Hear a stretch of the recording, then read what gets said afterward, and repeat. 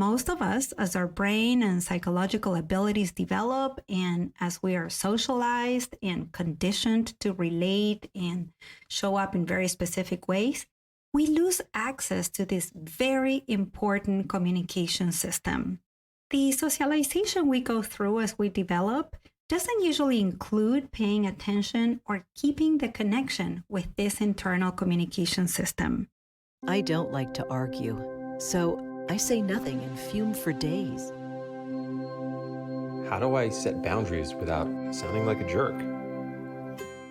I hate the idea that I might accidentally offend somebody, so sometimes I'd just rather say nothing at all.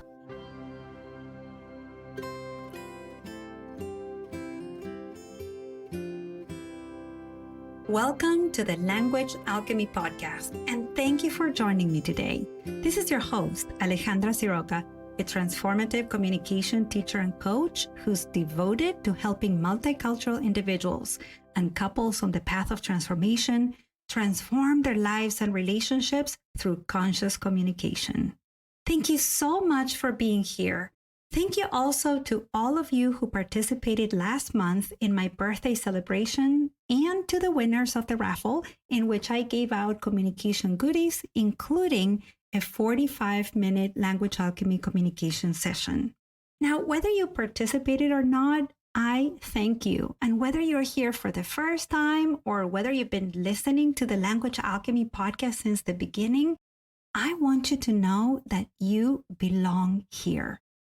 This is the space where you learn to connect to your capacity to show up as the conscious, mature adult you are and communicate with clarity, confidence, and compassion. As we move into the last 4 months of the year, I know this year is going so fast. Well, this time of the year, it's good to start the process of self-reflection. When we engage in self-reflection, we get to look at how we have been communicating, how things are so. And then we get to reflect on whether we want to continue communicating the way we've been doing it, or whether we want to communicate differently. It is through self-reflection that we also get to connect to our deepest longings of our heart, so that later on we can direct our attention to taking the necessary actions to communicate in a way that truly represents the mature, conscious adults we are and be able to fulfill those deep longings. Sustainable transformation happens when there is self-reflection. You may believe that influencers are only in the social media space or in your mobile devices, but actually the main influencer is within you, and it is constantly guiding you as to how to relate to yourself, to your life, and to others. So for the next many episodes, I am going to guide you through self-reflections so that you can either be aware or deepen your awareness about the most influential language in your life, the language of your internal dialogue. In this episode, you are going to take the first step towards understanding your internal communication system. Are you ready? Okay, then take a deep breath, open your heart, relax your mind, and enjoy learning.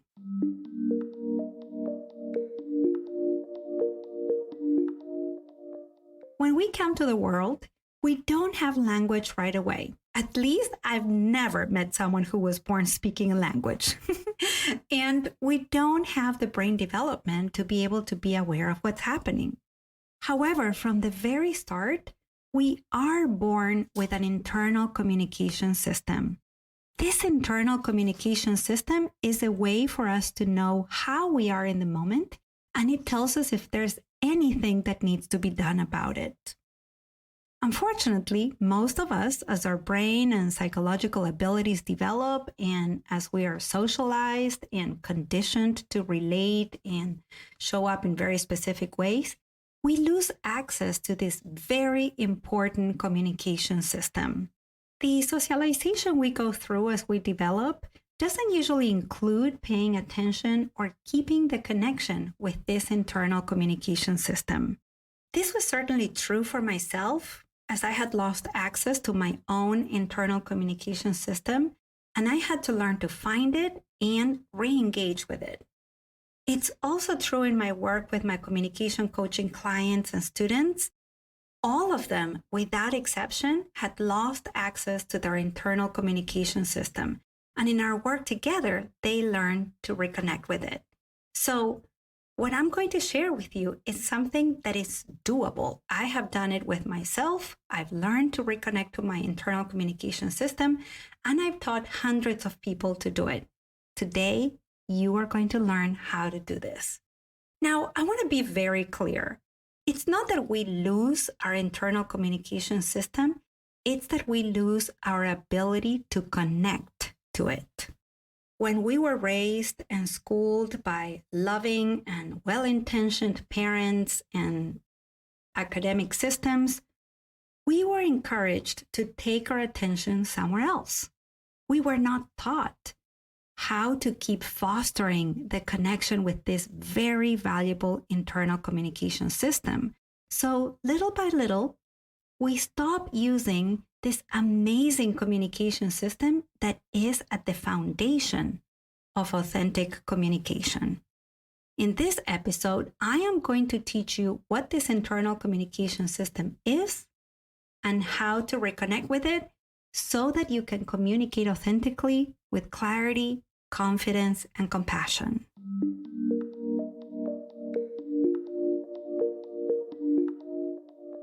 So first, I'd like you to picture yourself as a baby. And if that is not doable for you right now, then picture a baby. Could be a baby you know. Just know that for the next few minutes, I am going to refer to this baby as you.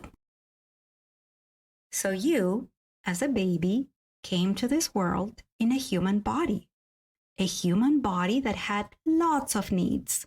Needs for comfort, whether you were born in a hot environment and sometimes your little body needed some cooling, or maybe you were born in a cold environment and your little body needed warm clothing, blankets, right?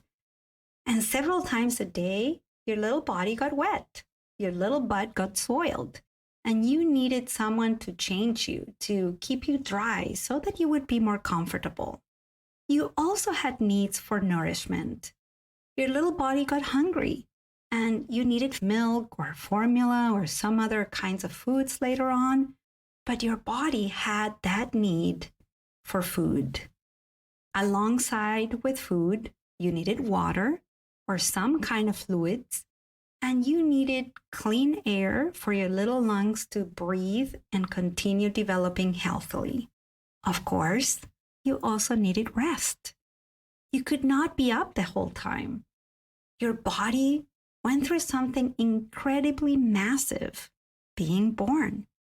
That took a lot of energy, so you needed to rest. And your brain was absorbing so much information, getting stimulated with so much data, learning so much that you needed to rest.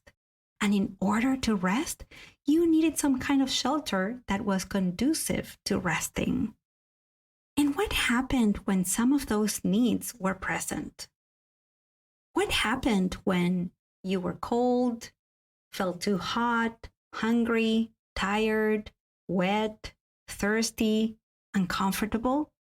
Well, what happened was that your body let you know immediately. Yes, your body communicated a sensation to you. And because of this sensation that you felt in your body, you cried, you made little noises, you sneezed, you yawned. And this is how you communicated to your caregivers, and hopefully you got clothing, clean diapers, food, a quiet environment to rest, or whatever it was that you needed. So your internal communication system communicated something to you, and in turn, you communicated that to someone else who was in charge of taking care of you and who was in charge of taking the necessary actions to meet your needs.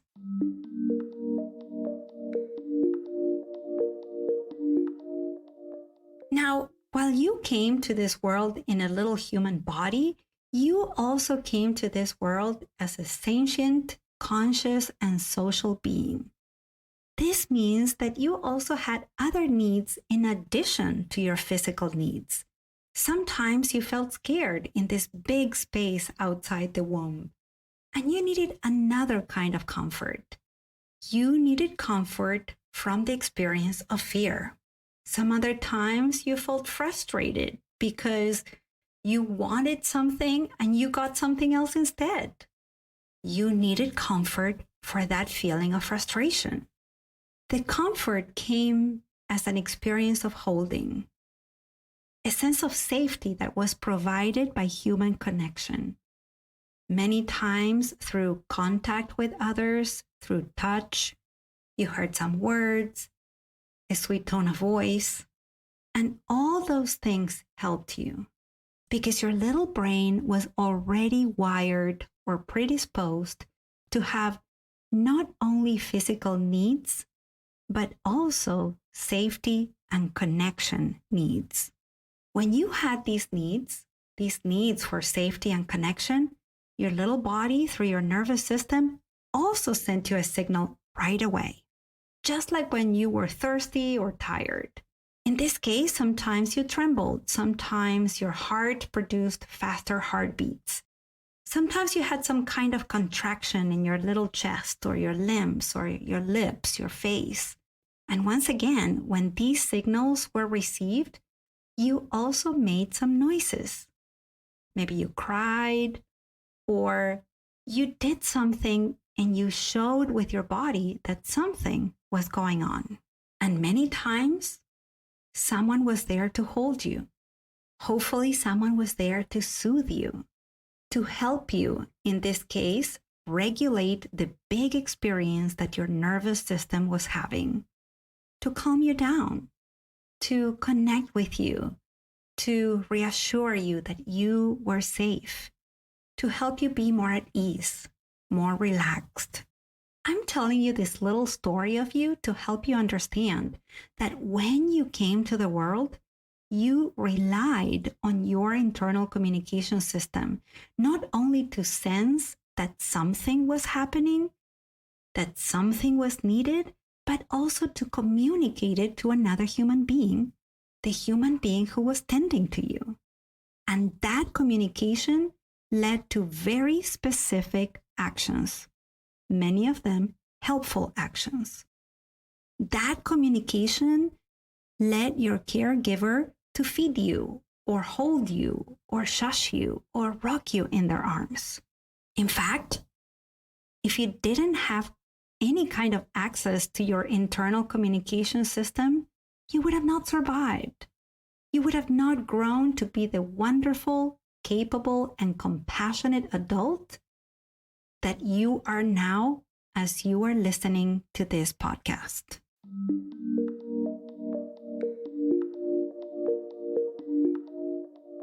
In time, though, as other parts of you developed and you got socialized and conditioned to turn your attention to your thinking mind, little by little, you relied on your internal communication system less and less.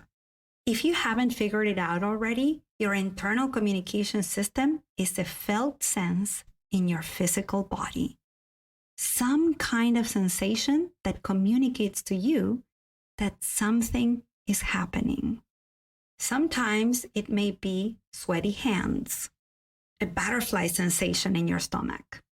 Other times it may be a dry mouth, a lump in your throat, shallow breathing, a pleasant flow of energy down your spine.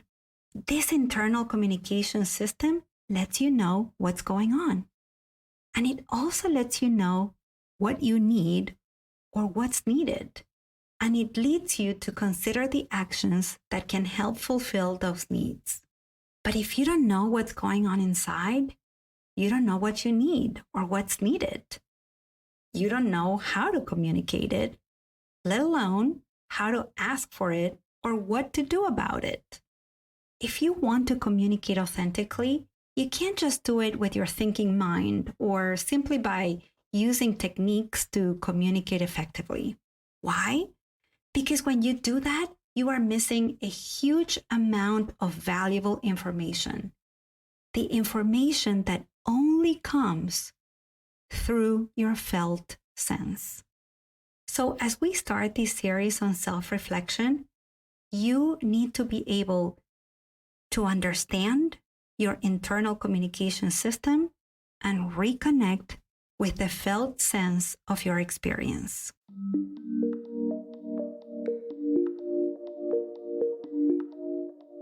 And now, let's recap what you've heard in this episode.